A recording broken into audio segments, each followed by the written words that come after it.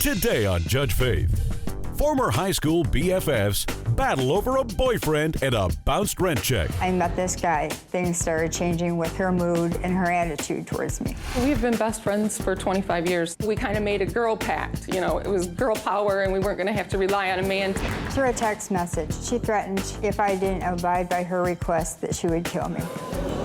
We had an agreement that we would not stick one another with a boyfriend in the home. You want to stand over there and cry and talk about 25 years worth of friendship down the drain over this, and you're threatening to kill her?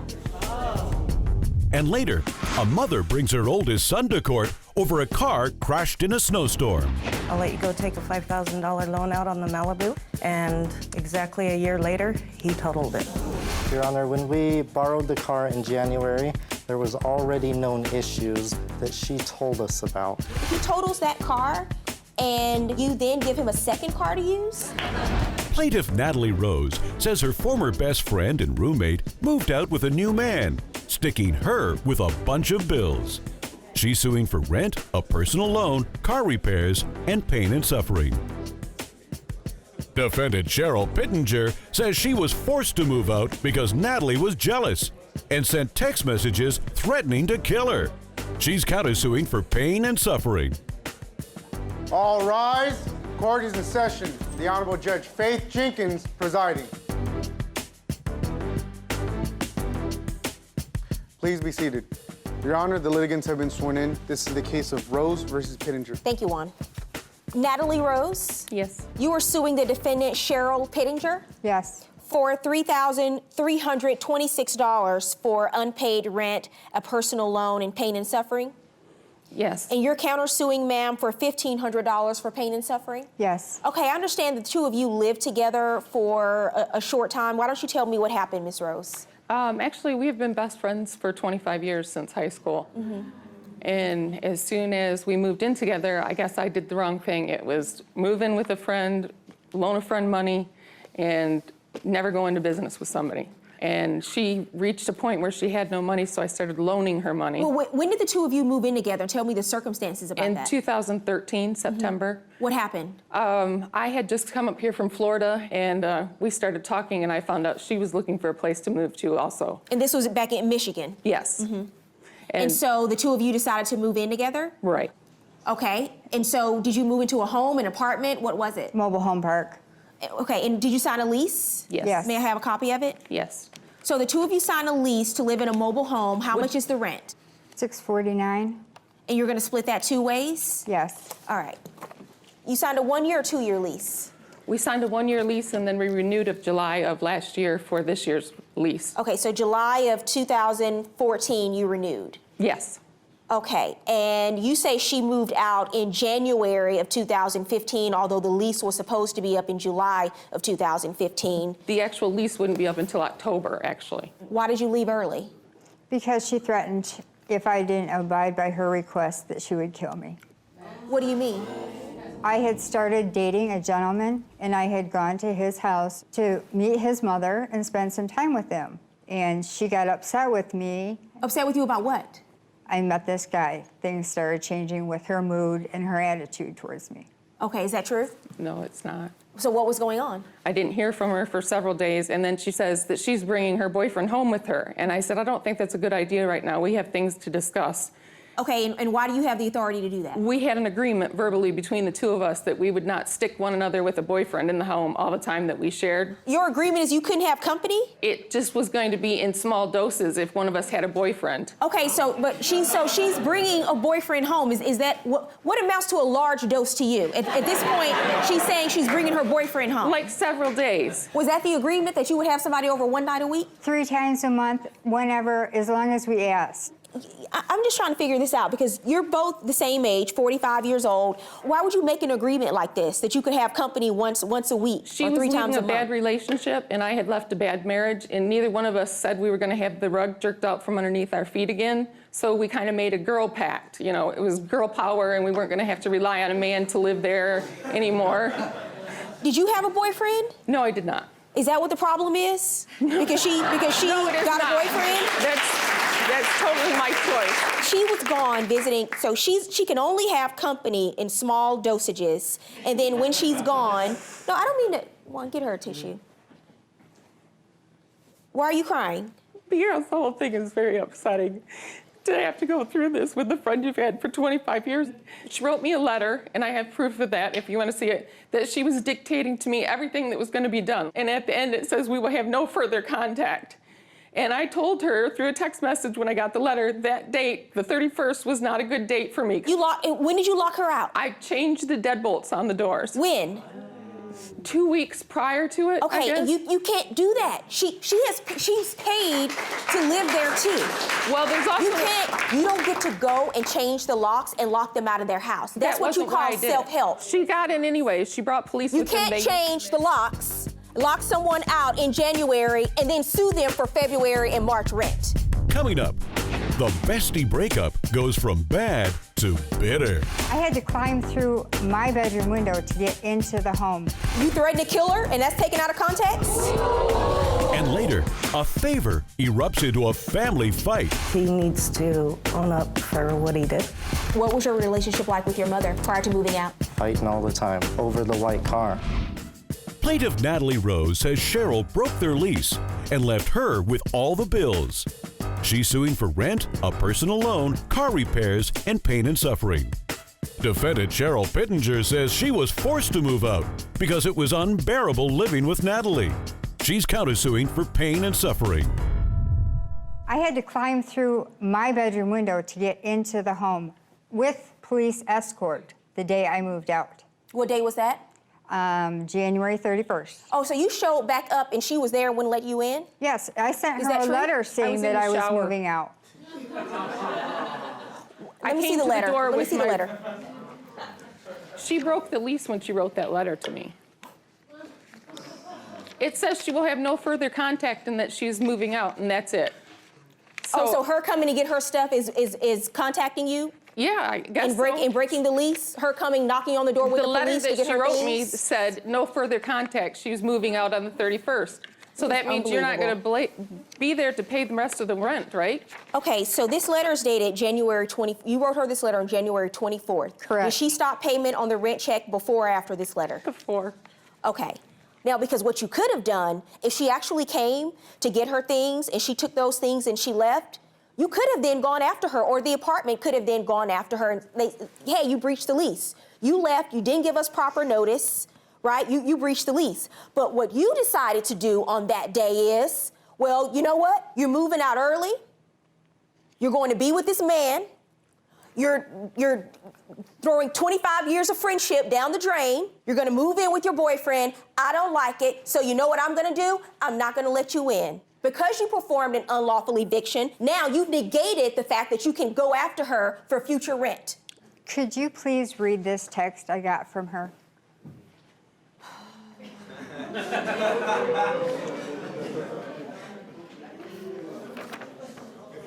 That was said out of frustration and anger. It's been taken out of context. I can show you. You threatened to kill her, and that's taken out of context?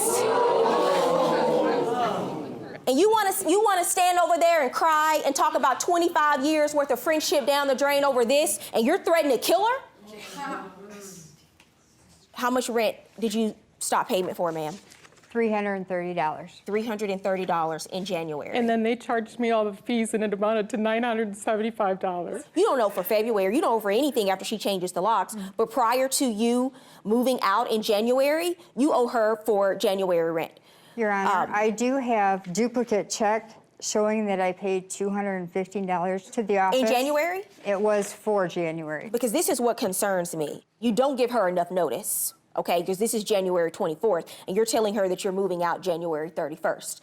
She owes you $330 for January rent because prior to January 20th, you had no legal reason, valid reason to stop payment. You paid $250 of that to the apartment complex, leaving a balance of $80 that you owe her. In addition, I'm going to order you to pay the fees associated with you canceling that check. Your counterclaim is dismissed. I'm not going to award you monetary damages in this case. She doesn't have it to pay you anyway.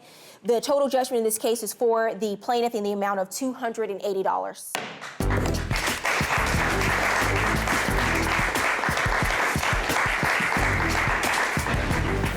I don't think at this time the friendship can be resurrected. There's been just too much emotional damage, verbal damage. I choose not to go there.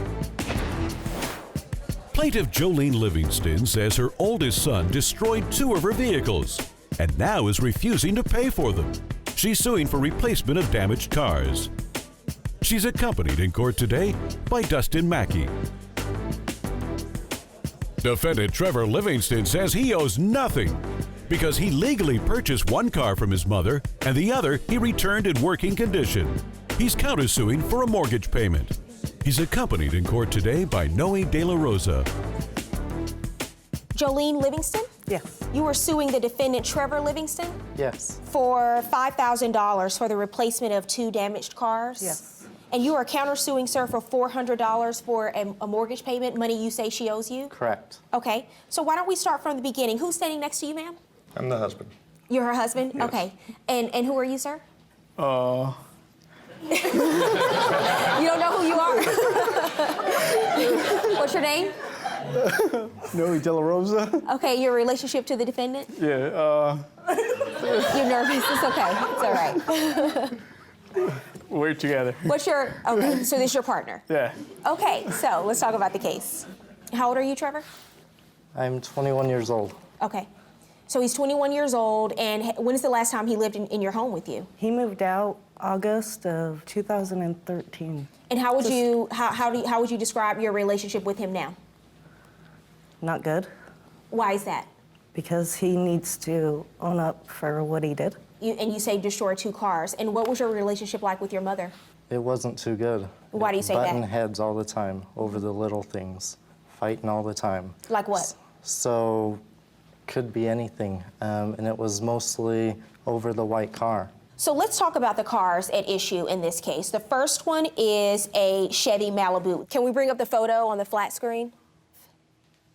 What year was that car? It was a 2005?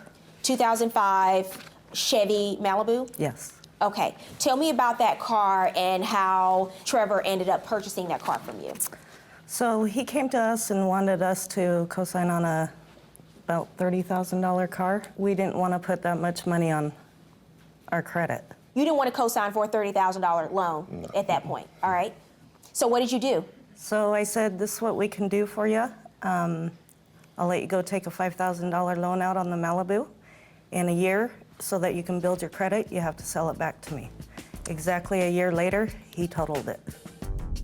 Coming up on Judge Faith, was the car returned in worse condition than when it was borrowed? We were lucky to get 5 miles driving the car before we had to pull over. They had absolutely no oil in it, and the engine's blown. He's already totaled this 1 car, and you turn around and you give them a second car to use. Plaintiff Jolene Livingston says her son destroyed 2 of her vehicles. She's suing for replacement of damaged cars. Defendant Trevor Livingston says he owes nothing because he legally purchased 1 car and returned the second car. He's countersuing for a mortgage payment. Okay, so you took out a $5,000 loan. Yep. And you paid them $5,000 for the car. And then you paid off the loan and built up your credit, right? I did not agree to sell the car back to her. I got a loan out to buy the car from her. What is this a photo of? A year later, I totaled the car in a snowstorm. After that, the car was paid off by the insurance company. Okay, he totaled the car, but he paid for it. Why do you think he owes you for it? Because it was actually worth $9,000 at the time, It wasn't.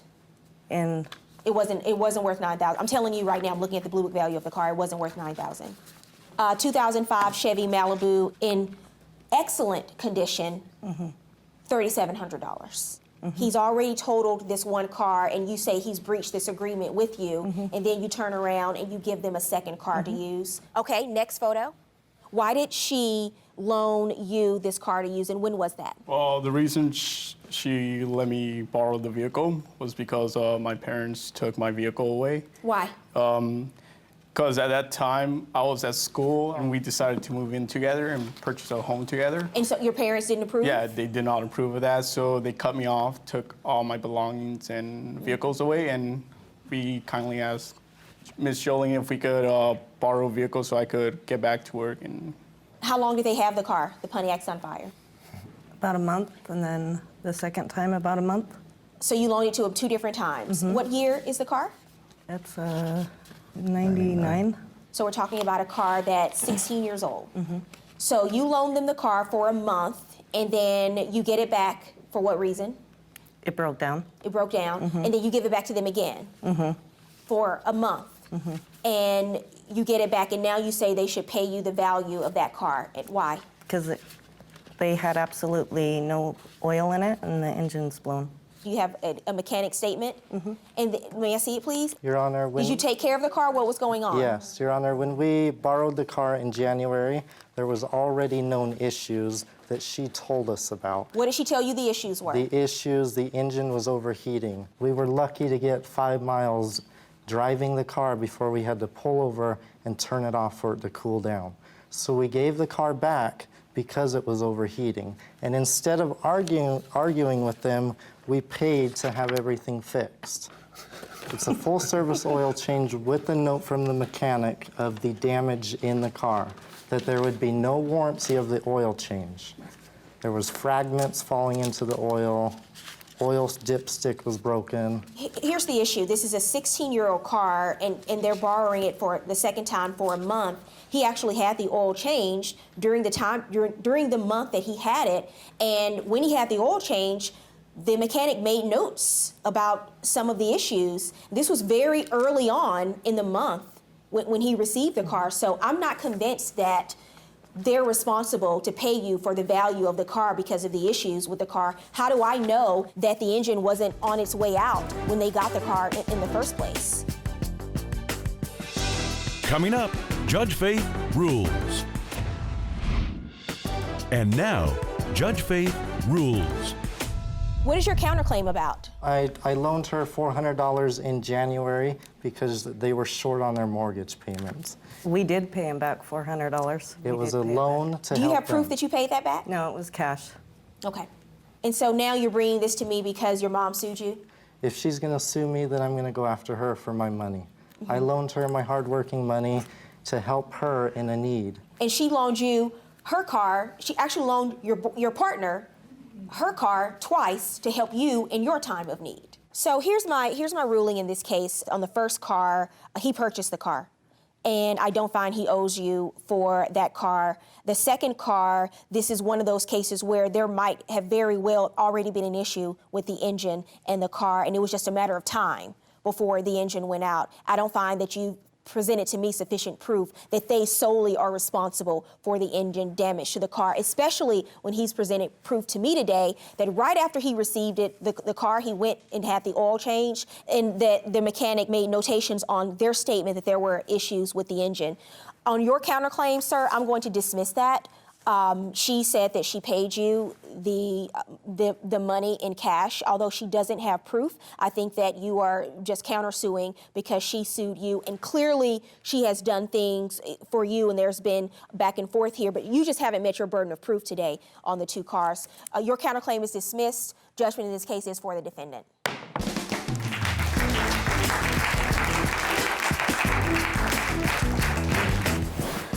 He should have manned up and taking care of the cars that he's lost out on now.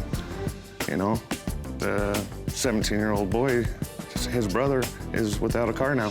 I feel I could have a relationship with my mother if she would quit with her false claims. A chiropractor and his patient come to court over a past due payment. He lost the case and they were on appeal, and I just felt this is no longer going to go anywhere and it's time to collect. The judge ruled against me, the defendant won, and now it's in the process of their appealing. Do people pay you when you do your work or 4 years later? What kind of pay schedule are you on? And later, a family and their favorite mechanic disagree over the cost to fix their car. He's somebody we trusted for years. We planned his birthday party. It wasn't like he was just some random person. He was like her play uncle. The guy that I purchased it from, he wasn't there at the time. Me and him was real close, so he gave me a deal on the motor. This is not trust court. This is court where I have to make a decision based on proof and evidence. Plaintiff Dr. Philip Pinto says he treated the defendant for a vicious dog bite on his hand and now wants to get paid. He's suing for unpaid medical services. He's accompanied in court today by his wife, Marcia Pinto. Defendant Jim Moorcroft says he doesn't owe because he agreed to pay Dr. Pinto only if he won his case against the dog owner. He's countersuing for harassment. All rise. Court is in session. The Honorable Judge Faith Jenkins presiding. Please be seated. Your Honor, the litigants have been sworn in. This is a case of Pinto versus Moorcroft. Thank you, Juan.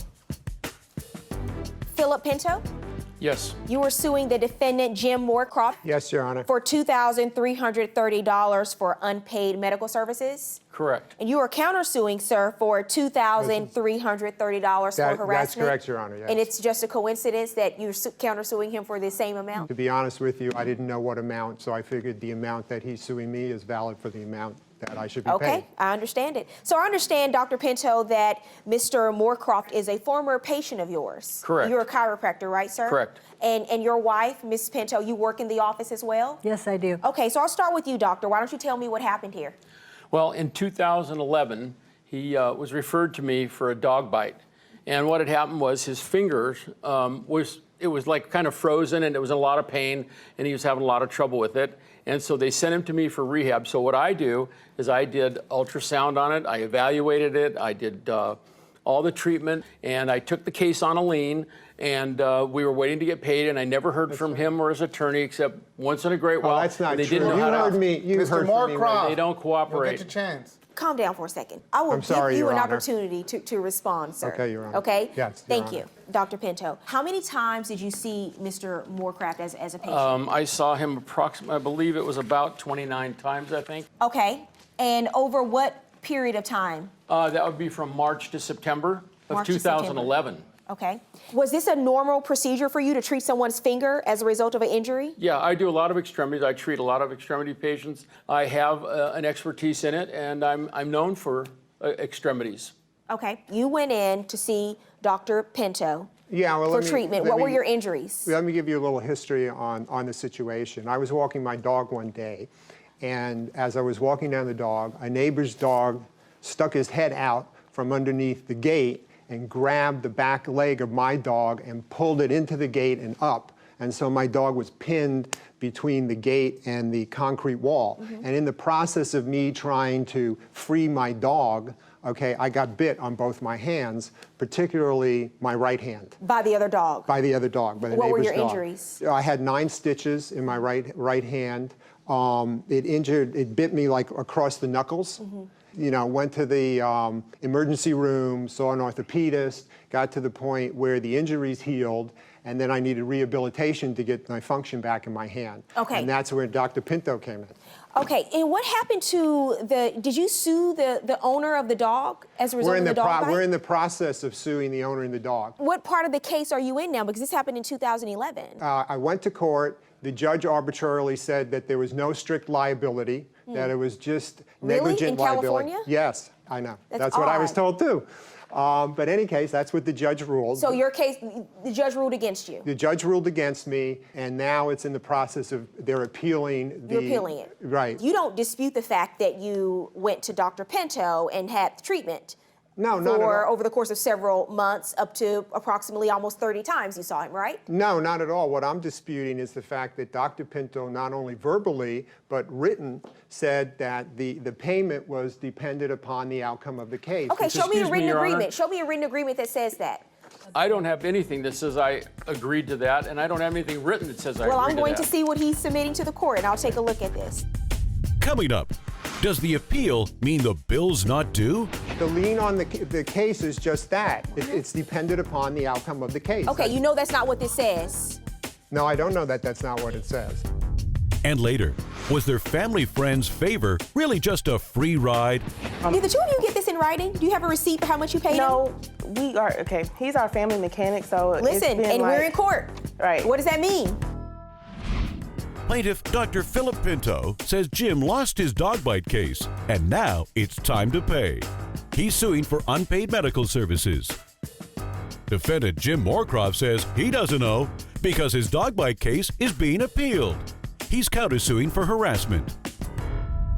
I asked you for proof that the agreement was he would not get paid until you got a settlement from a lawsuit. That's not what this letter says. The letter you gave me is about your treatment. You said you had written proof that Dr. Pinto told you you did not have to pay your medical bills until you got a settlement from a lawsuit. No, that's the only proof, that's This the only does not lien say that I that, have. sir. It doesn't even remotely closely say that. Okay. All it states is what treatment you're going to be receiving from Dr. Pinto. It Right, has nothing about the payment and nothing about an agreement. No, it's a statement that liens the case. It's saying that it's going against the case.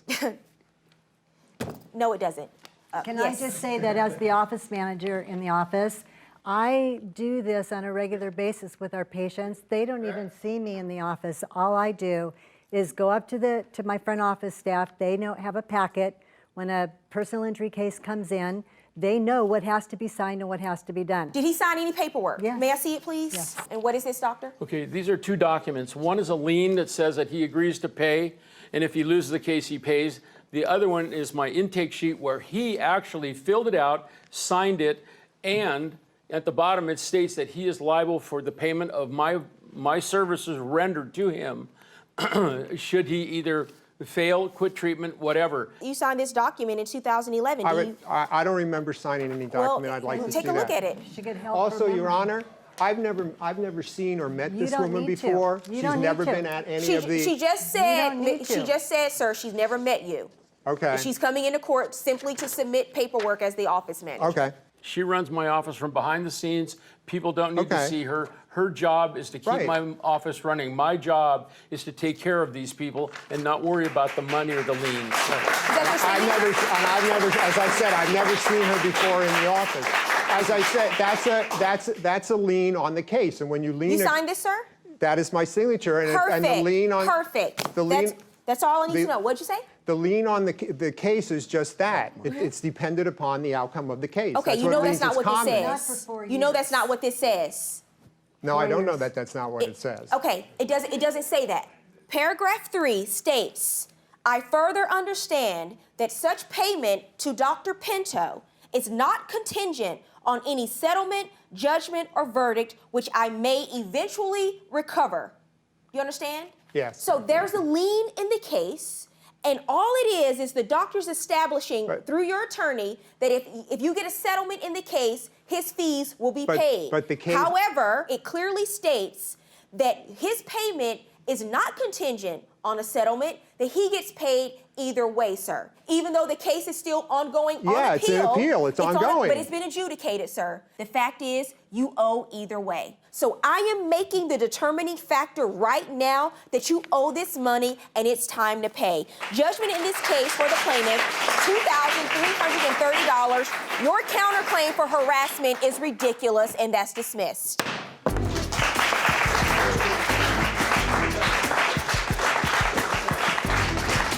Oh, I think the judge did a great job. It was about time that this man paid. He knew that I couldn't pay him when I went there, I wanted to do it. It's not my fault that the case is taking as long as it's taken. That's, it's out of my control, and he is just being a pain in the butt. Plaintiff Andrea Bell says the defendant pocketed thousands of dollars and never properly fixed her car.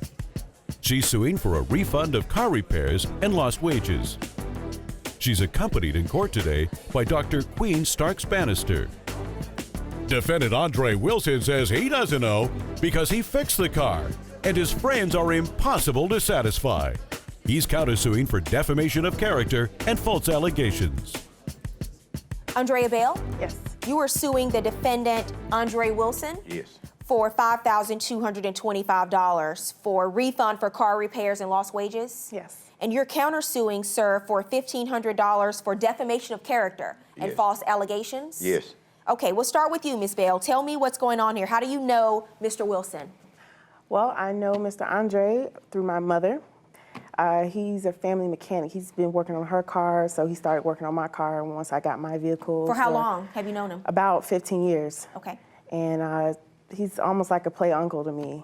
He's giving me advice. We planned his birthday party, so much stuff. And how long have you been a mechanic, sir? 23 years. Do you have a shop? No, I'm a truck driver. I drive for the post office. And, you know, I just still piddle around with cars at the house. On the side? Yes. So go ahead. You had a problem. What kind of car did you have? You had a problem with your car? What year? Yes, it was 2003 Pontiac Bonneville. What problems were you having with it? Well, it was actually driving fine, but one day it broke down. It just stopped in the middle of the car. I had two guys like help me to get the car out of the road. In the middle of the street? In the middle of the street. They helped me get the car off the road. One of the guys was a mechanic. He left, he came back, and when he came back, he looked under the hood, and he said, "Oh, your engine's gone." So, boom.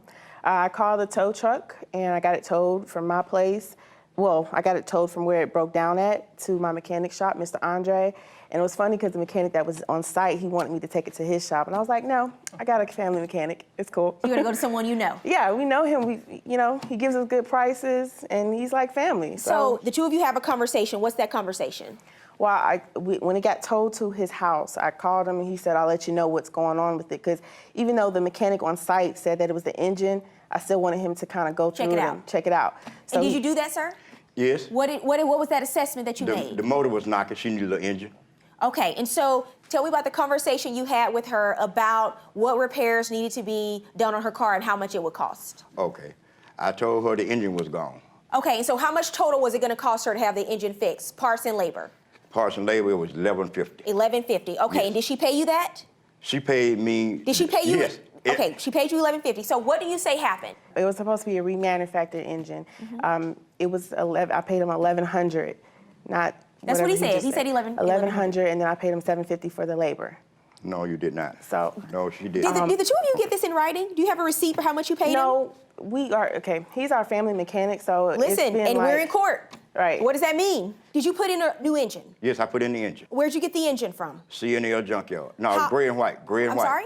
Gray and white. Okay, how much did the engine cost? It was $650. Do you have proof that you purchased the engine? I don't have it with me, no, Your Honor. Well, you knew you were coming to court today. What do you mean you don't have it with you? I don't have it with me because I couldn't find it. What did you bring with you? This here was my defamation of character. I'll get back to that. So you don't have proof that you purchased an engine, and you say what about the engine? The engine, it's bad. I test drove it. It just wasn't driving right. It was knocking. It was doing like a click, click, click, click, click, click, click, click, click. It wasn't driving. It wouldn't go over. Did you call him back and tell him? Yeah. And what did he tell you? He went back and told me that it was something else. It was a transmission. I paid him for it. Paid him for the labor. No, she I paid him $600 for the she did not. transmission. I paid him $500 for the labor. That So wasn't you paid working. him $1,100 for one thing. Yes. Then when we went. How much for the transmission? $600. So then you give him another $600, and then you give him how much more for labor? $500. $500. How much money do you say you gave the defendant to repair your car? Total about $3,225. And how much do you say it's not worth $3,000? No. How much do you say she gave you? $1,150. Neither side has paperwork to support what you're saying, but it's your burden, right? And I'm not even saying I don't believe you. I'm just saying you can't prove it. How do you give someone $3,000 in cash off of trust without getting trust? We trust this man. He's replaced the engine. But you understand, this is not women. let me tell you something. This is not trust court. This is court where I have to make a decision based on proof and evidence. That's just the bottom line. That is the downside to when people, he's a family, he's a friend, whatever, but you still have to prove your case. You still have to prove your case. The last time that I took her to pick up the car, we had talked to him before we got there, and we'd asked him, can we have receipts? Because we were starting to feel strange, like something's not working. Did they ask you for receipts? Yes, she did once. Right. Okay, and what happened? I didn't have the receipt. So then you don't give him the money. So then you don't give him the money. If a receipt doesn't come in this hand, the money doesn't leave the other hand. Coming up on Judge Faith, evidence puts the condition of the engine in question. According to this mechanic, this engine had not been removed at all. Okay, I know it has. I don't believe you put a new engine in this car. Plaintiff Andrea Bell says Andre never properly fixed their car. She's suing for a refund of car repairs and lost wages. Defendant Andre Wilson says he doesn't know because he completed the work on the car.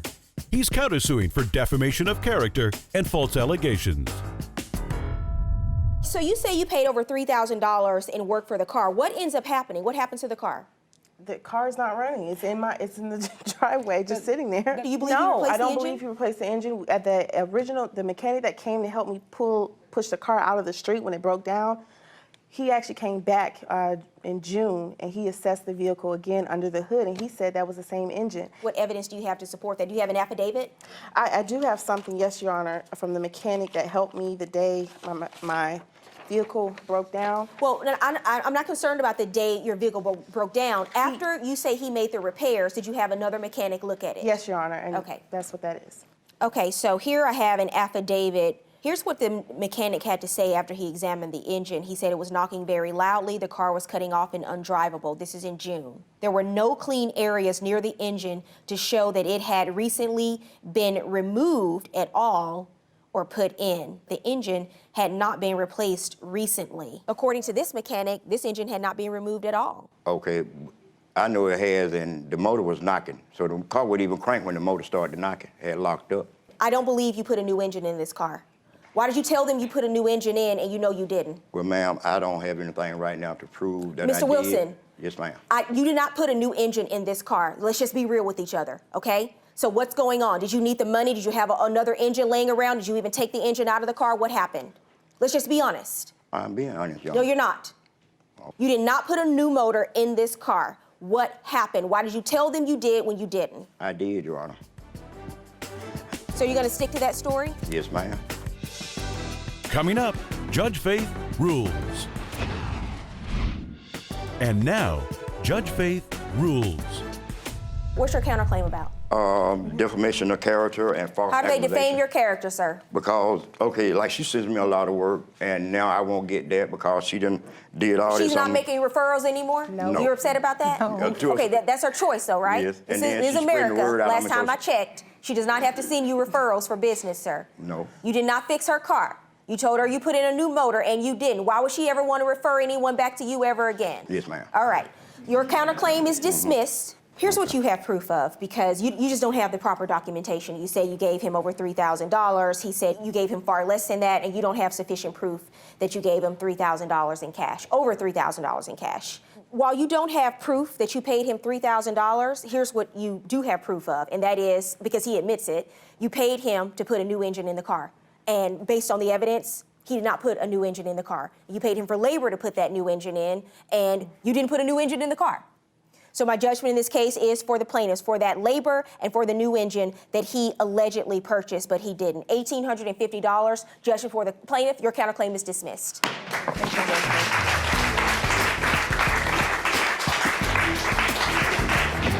Me and Mr. Andre, honestly, I was really hurt, and I actually was kind of holding back from crying, but I don't think we're going to have a relationship in the future. I'll pray for him. I feel Judge Faith ruling was fair.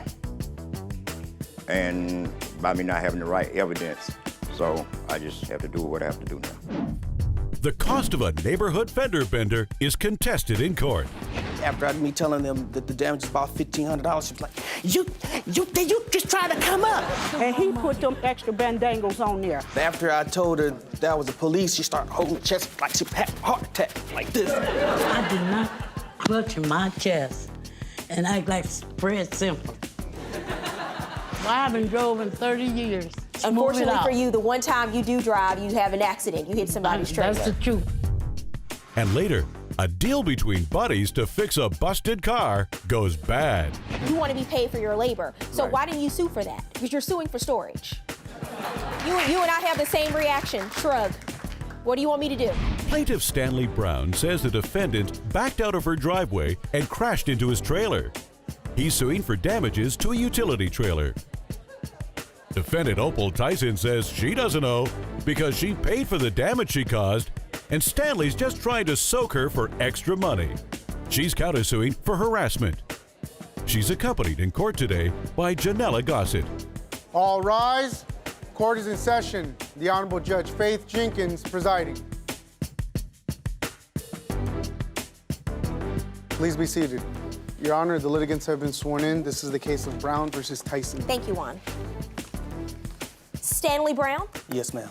you are suing the defendant Opal Tyson. Yes, Your My Honor. auntie, Okay, and you are Janella Gossett, her niece. her Your niece. Honor. Okay, and her witness. You are suing the defendant for $1,300 for damages to a trailer you say she caused? Yes, ma'am. And you are countersuing, ma'am, for $500 for harassment. And stress. And stress? Yeah. Okay. Why don't we start with you, sir? Tell me what's going on. Hi, on June 2015, I was out cutting grass across the street from the defendant's house. After pulling my lawnmower out of my trailer, I began to cut grass and look up in my trailer, but the alarm was going off.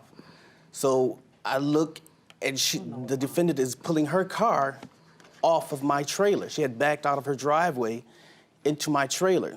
Okay. So one of her family's member came out of the house and was like, "Oh, you don't have any license, Ma. You ain't got auntie. You don't have your glasses on." Yeah. You heard something. Yes. And you turned around and you saw the defendant in a car, and her car was actually backed up against your trailer. Yes, ma'am. Let me see the photos you submitted to court.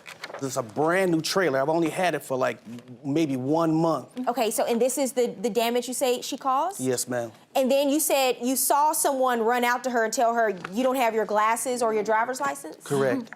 Okay, who was that person? Do you know? I believe it was the witness that's standing next to her. Oh, her. Okay. Well, hold on one second. And so then you go over and what happened? So I had to get a crowbar and a hammer to pull the fender out of the tire. Wow. So therefore, there was another family member who came out of the house after me explaining that you just hit my brand new trailer. I paid, it's gonna be about $1,500 worth of damage. So another family member came out. And you came knew running. that just from looking at the Yes. book, that it was gonna be $1,500 worth of damage? Yes, ma'am. Okay. So therefore, another family member came out of the house, running out of the house. After me telling them that the damage is about $1,500, she was like, you just try to come up. You just try to come up. It don't cost that much to get that trailer fixed. We can fix that ourselves. Right. I'm a police Did officer. you call the police? Oh, you are a police officer. Yes, ma'am. I was about to ask you, didn't did you call the police. No. Because Why you calling the police? I didn't want to. In what city, sir? In Detroit. In what city? In Detroit? In Detroit. Okay. Yeah, I didn't want to call the police because I knew that she didn't have a driver's license and she didn't have an insurance, and they would have towed her car and they would have given her a ticket. But I didn't want to do that. Did you tell her they were going to lock her up? No, I didn't tell her they would lock her up. But after I told her that was the police, she started holding her chest like she had a heart attack, like this. So He lied. Mr. Brown, are you gonna do reenactment, sir? Or are you gonna tell me about the case? I'm just telling you. You lied. I did not clutch my chest and act like Fred Simple. That's an out-and-out lie. Right, just showing up. I decided to handle it this way and just get an estimate that she agreed to sign. If I got an estimate, she would pay Did she give you any for money the that day? damage. Didn't she give you $100? After I went and got an estimate, she gave me $100, and she said that she would pay me some more money the next month. Okay, what is the total damage for the estimate you got? I have one estimate that is for $1,800, and I have one for $1,245. Okay, let me hear from you, Miss Opal, Miss Tyson. Listen, somebody had to move the car, and wasn't nobody out there. And Why did somebody have to move the car? Because it was a car ahead, and the young man had to go to work. Okay. So I eased out, and I barely bumped him. And he gonna talk about $1,500. I said, man, all I got on me is $100. So if you want that, because I didn't think it was a whole lot of damage. Well, did you see the damage of the photo? That seems pretty significant. You were there too. Here's the damage on his. Now here's the damage on mine. Right. Now you figure it out for She yourself. didn't have any damage on her car. She didn't have none because she didn't hit it that hard. But you, I eased back hold on a second. into it.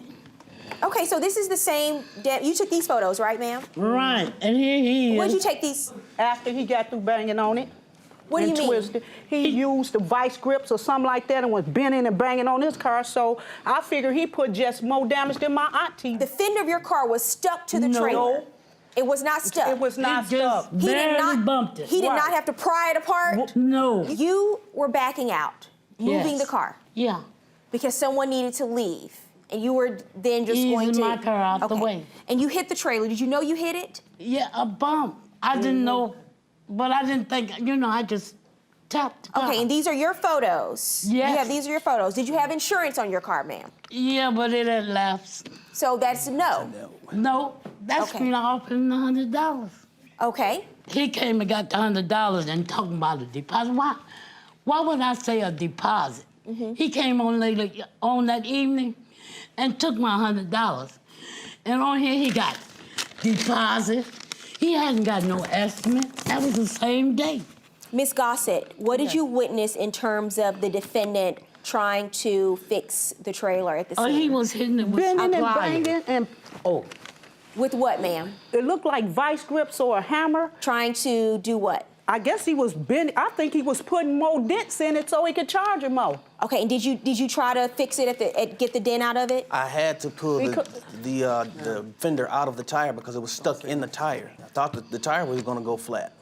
Okay, and so these photos were taken after you tried to get the fender out of the trailer's tire? Yes. Okay. Do you have a driver's license? No. He's right about that. I told him that. Why don't you have a license? Because I don't drive anymore. I just only did that because my nephew had to go to work. So the only reason why you were in the car at all, you were trying to move it. And just move it unfortunately out. for you, the one time you do drive, you have an accident. You hit somebody's trailer. That's the truth. I haven't drove in 30 years. I don't drive. Coming up, are the estimates inflated? It's a brand new trailer. I would like it to be the way it was. They gave me these estimates right here, Your Honor, and told me it don't cost no $1,500, $1,800, or nothing like that to fix it. And later, an agreement to fix a car gets complicated. Why don't you at that point go get the car? Because he didn't want to give it to me. He told me, if you want to get the car, you got to pay me. Okay, so that's what this is really about. Plaintiff Stanley Brown says Opal crashed her car into his trailer. He's suing for damages to a utility trailer. Defendant Opal Tyson says she doesn't know because she paid for the damage she caused. She's countersuing for harassment. It don't cost what he's talking about. We got estimates too. For a new one. That only cost $100. How did you get an estimate? You don't own the trailer. I used that picture. I took the picture there to the trailer place to make sure my auntie see, so they can see what's going on. I'm just curious, what did they tell you based on the photo? They gave me these estimates right here, Your Honor, and told me it don't cost no $1,500, $1,800, or nothing like that to fix it. So she took my $100. Right. She already gave him a deposit, so she only owed him a little bit more, like it wasn't no $600. deposit. Not no $1,800 and all that. But he took my money. He put some extra bandangles on there that you see on my auntie picture banging on it. What is your countersuit about for harassment? After I paid the $100, I wasn't gonna give him more. He kept calling and harassing until I went to the doctor for stress. Were you calling, harassing them, sir? Told me to call her on the 1st, because that's when she gets paid. Therefore, called her back on the 1st, and she said that she didn't have the money because she had just paid for the title for her car. That's her car. She's the owner of that car. Okay, and so then, she gave you $100, right? Yes. Have you had the trailer fixed? No. An aluminum fender doesn't cost $1,300 or $1,500. It costs $100. Where are you getting your quotes from? I got mine from the distributor, the person, the company that made the trailer. It's a brand new trailer. I would like it to be the way it was when I purchased it. I understand that, but I have estimates here that they've submitted, and I'm going to consider their estimates as well. Okay. So here's the real issue. They're charging you, the parts are $420. They want to charge you $825 for labor. That's the real issue. The estimate that they have and the estimate that you provided in terms of the parts are about the same amount. We have the issue of liability and the issue of damages. On the issue of liability, ma'am, I do find that you were the cause of the accident. You admit that you backed into the trailer and you had no license or no insurance. No. So I do find you to be liable for the accident. The question is how much you're going to have to pay in damages. Based on all of the estimates I reviewed from you and also from you, your estimates are basically the same. The only issue is how much it's going to cost in labor. She's already paid you $100, sir. I'm going to order her to pay an additional $700. Total judgment in this case for the plaintiff, your counterclaim is dismissed, $700. Thank you, Your Honor.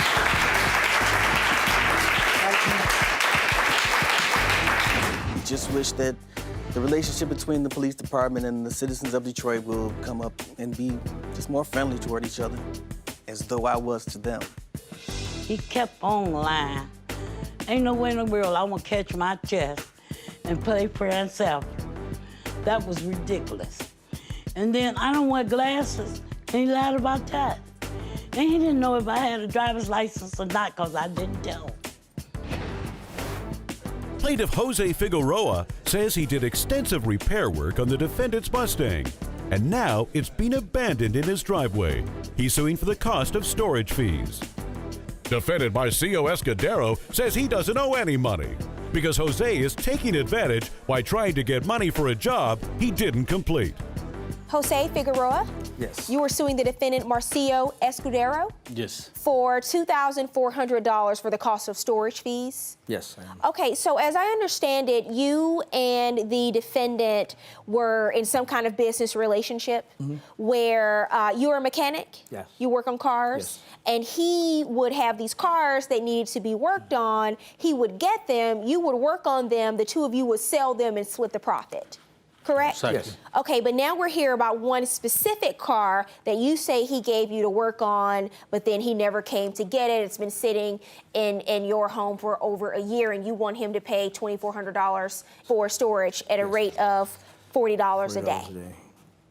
Yeah, Right? $40 For a day. 60 days? Yeah. So start from the very beginning. He approaches you about what kind of car? It's a 98 Ford Mustang. Okay, a Cobra. 1998 Ford Mustang. Where'd you get the car from? For my brother.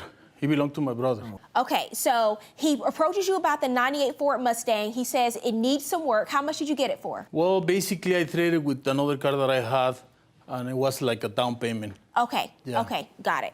So then he approaches you, the car needs some work, and what are you supposed to work on the car? It's had one problem after the other, and it just got stretched out, and now it needs a motor Okay, where is the car now? in my garage. Okay, and how did it get there? It was towed there. Okay, so at what point do you realize the car needs more work than I'm willing to do? Probably, I'd say about 7 months ago. About 7 months ago, that's when you decided it needs more work than I'm willing to do. It needed more work, and there was no funds to fix it.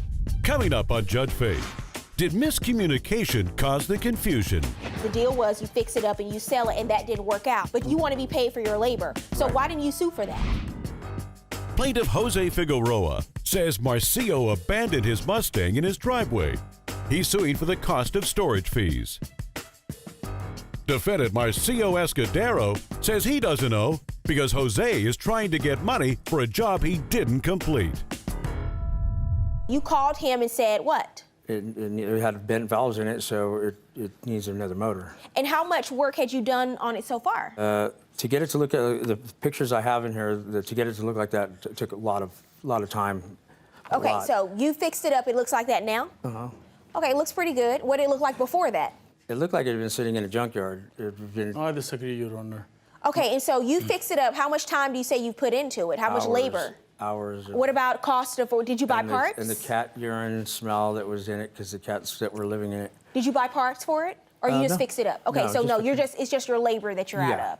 Okay, why do you think, so my question for you is, if you say this car has been there and he won't come to get it, why don't you just tow it back to where he is? I'm not going to have to pay to have it towed back. But you want me to order him pay you for storage? Why not have the car towed back to where he is and ask him for the tow? What is that, $80, $100 He never instead asked of me to. asking him for $2,400 in storage fees? It's been there for almost a year. Right, because you were working on it for 7 months. No. It's been sitting stagnant for 7 months. Well, no, I asked you how long before you realized that you couldn't, Oh, no, you weren't going to put any more Right, work 7 into the car. You told me 7 months. Ago is when Okay, so no- for 7 months, you've let the car sit in your garage because you say he won't come to get it.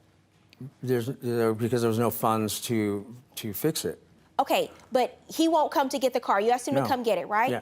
So I why not needed have to- the car towed I back to needed his? to have access to the garage, and I haven't had access to my garage because it's been sitting in there and I can't put it What out do you mean front you don't have access to your garage? because his car is in it. You're suing because you say you have not had access to your garage because this car is just sitting there. I'm asking you, why not then tow the car back to where he is? You work at a garage?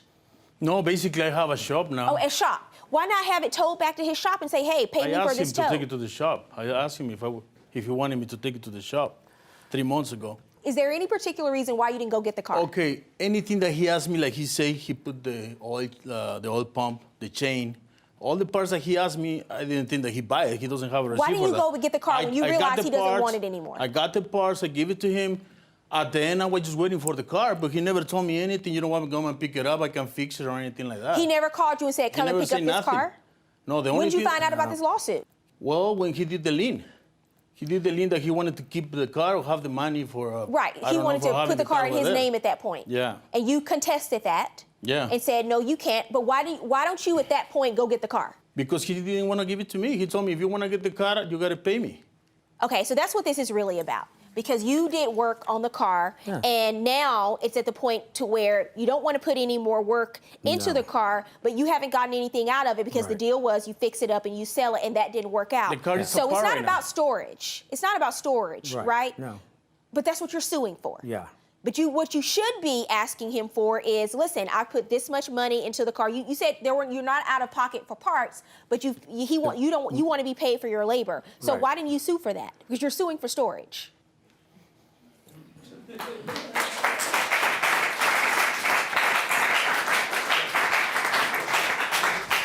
You and I have the same reaction. Shrug. Coming up, Judge Faith rules. And now, Judge Faith rules.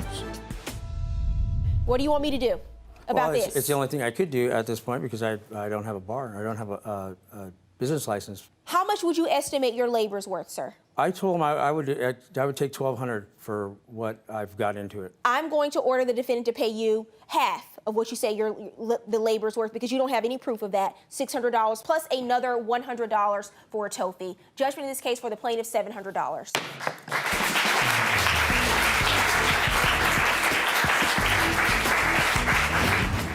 I think Judge Faith's decision was incorrect, that I should at least be given the $1,200 that I would asked for, and not what I was actually suing for was $2,400. I think that she did pretty good on the ruling, and I'm really satisfied.